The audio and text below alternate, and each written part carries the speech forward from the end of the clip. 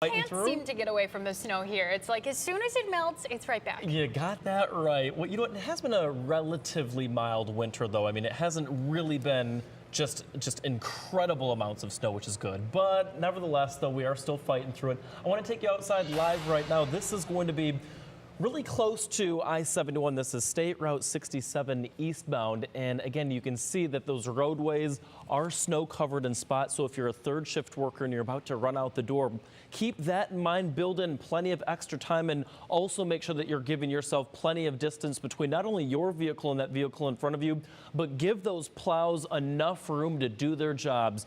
Here's what the headlines look like for tonight. We'll hang on to those snow showers through early tomorrow morning. There is a slight chance that we could see some light lake effect snow early on Tuesday as well. However, the big weather headline for tomorrow is going to be just how cold those temperatures are. Here's another update to our snowfall totals. Notice that in Elyria, parts of Lorain County, 2.5 inches already on the ground. Kirtland at about 2 inches. Here in Cleveland at about 1.5 inches. Lorain just over 2. I'd love to know how much snow you've picked up. Feel free to add me as a friend on Facebook, Twitter, or on Instagram. You are my eyes, you are my ears. Let me know what you're seeing outside your door.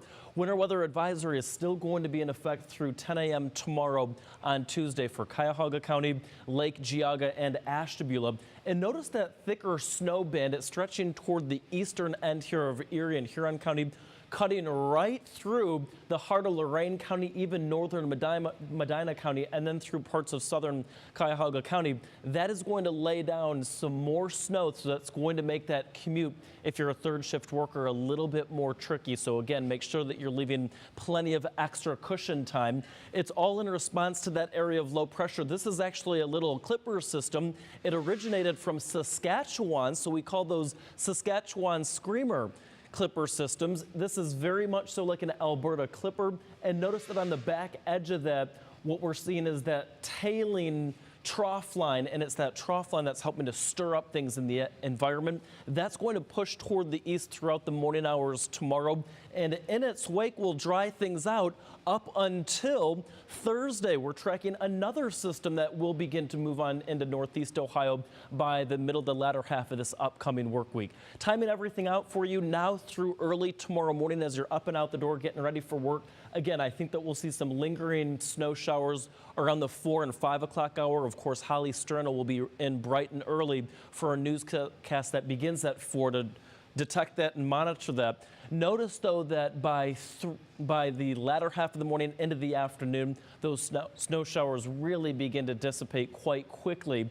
And then that's when that cold air begins to pour on in. I think that on top of what's already on the ground, we could easily pick up another 1 to 2 inches, especially in parts of our primary snow belt. Your Universal Windows Direct Full 7-Day showing you that big cooling trend through the day tomorrow at 23 with overnight lows tomorrow night at 18.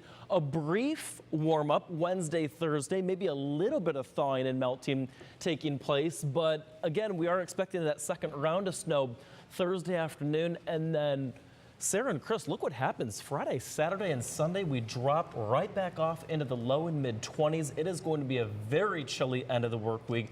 For those folks that, last week were like, hey, we're in the 50s, yeah, but wanted to hold on to the last strands of winter, that's what this week is for. The strands are here. Yes, they are. Yes, they are. Thanks, Mike.